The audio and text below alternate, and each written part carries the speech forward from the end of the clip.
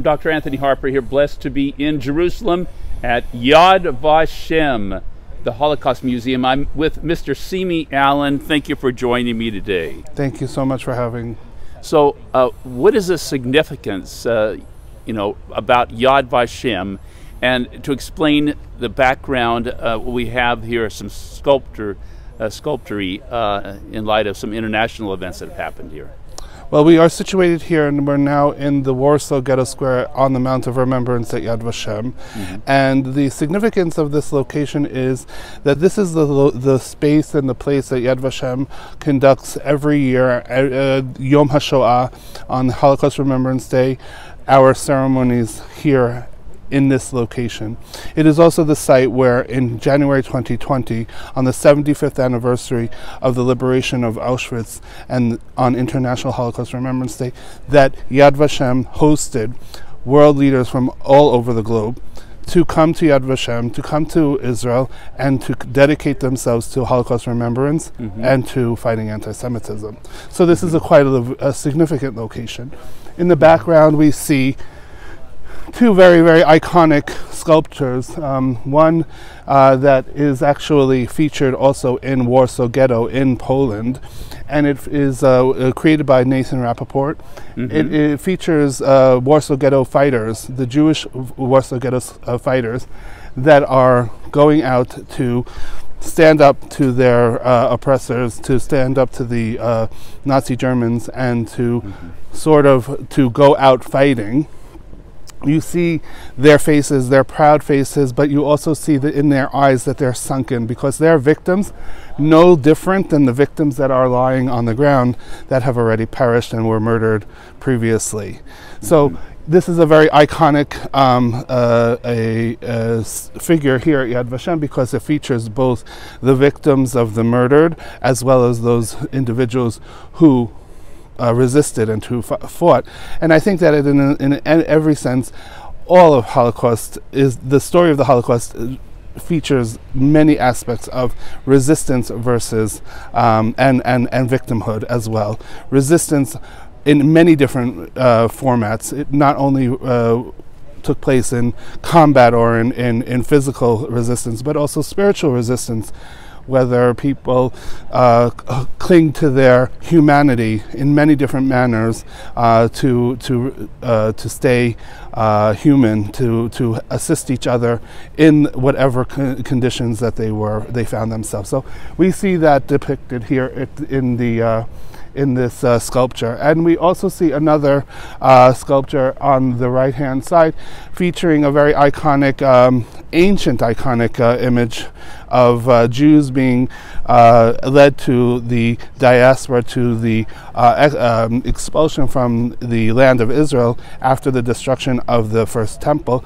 But in the context of the Holocaust, you see German soldiers in the background escorting these victims, these Jewish victims, holding their holy objects, the Torah scrolls that they're taking out from trying to cling to that, to their faith. And also you see the images of their facial features, and you see how they are being led out of their homes and out of their the places that they called home for many, many, many years. Some of them for generations lived there. It's very troubling what happened during the Holocaust. And I was here at the International Holocaust Remembrance Day. A lot of leaders from around the world were here. Yes. Very special occasion. And international leaders were actually set up, they were meeting right at this location. Yes, this is the location, as I said, where in January 2020 we hosted over 50 world leaders, including then Vice President Pence from the United States, now King Charles III, yes, and also other world leaders here too at Yad Vashem. And these leaders came to Yad Vashem, came to Israel to mark this occasion, to mark this very momentous 75th anniversary of the liberation of the Auschwitz-Birkenau concentration and death camp, but also to stand shoulder to shoulder in their dedication and in their commitment to fighting anti-Semitism. because these two topics are very so closely, linked. And your role, again, here at the Holocaust Museum, your specific title? My role here at Yad Vashem, I am the head of the international media section in the communications division at Yad Vashem, and our role is to liaise with different with members of the press from all over the world, and to provide them with the information and access to information for them to be able to cover Holocaust awareness, Holocaust education, research, and to talk about these very important topics. How would you summarize the message of Yad Vashem to people that have never been here? Yad Vashem I'm going to start. Yad Vashem was established in 1953 by a law that the Israeli Knesset, the parliament here in Israel, passed, and it is an institution that is solely dedicated to commemorating the loss of the 6 million Jews who were murdered during the Second World War. The 6 million Jewish men, women, and children that were murdered by the Nazis and their collaborators. And it is a place that is restoring the faceless and the numbers, the identities to those individuals who were murdered anonymously. Yad Vashem has been dedicating itself for the last nearly 70 years to gather as much information as possible, to keep that information and to disseminate it to the world so that we can never forget it, as well as we can learn from the lessons and the messages of the Holocaust. Yes, and there's a website for Yad Vashem. Yad Vashem has an extremely dedicated website that is filled with information in 8 different languages, including Arabic and Farsi.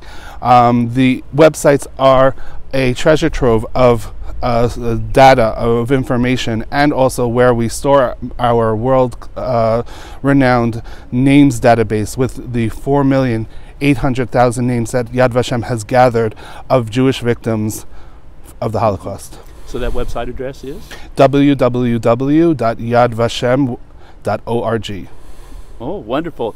And it's a blessing to be here with you, Mr. Allen, and to honor the Jewish people and their memory in this. And it's so exciting to be here in Jerusalem with the special place here, the blessed city in the world. Yes, well, Yad Vashem, when it was established, it was this location here on the Mount of Remembrance was deliberately picked to be at the gateway of the city. We lie on the thoroughfare that connects Jerusalem with Tel Aviv, highway number 1, which is the main highway in the state of Israel. And I think that is a very important message, that as people come into the city, to Jerusalem, as people learn about Jewish culture here, the rebirth of the state of Israel, the establishment of the reestablishment of the Jewish homeland, that while the Holocaust was not the impetus that created the state, to understand the culture here in the state of Israel, we must also understand the experience of the Holocaust for the Jewish people. Once again, thank you very much, Mr. Allen, for joining me here at Yad Vashem. Thank you so much for having us. What a blessing. Blessings from Israel. And thank you for checking out the website, yadvashem.org, a wonderful resource, and praying for the peace of Jerusalem. Thank you.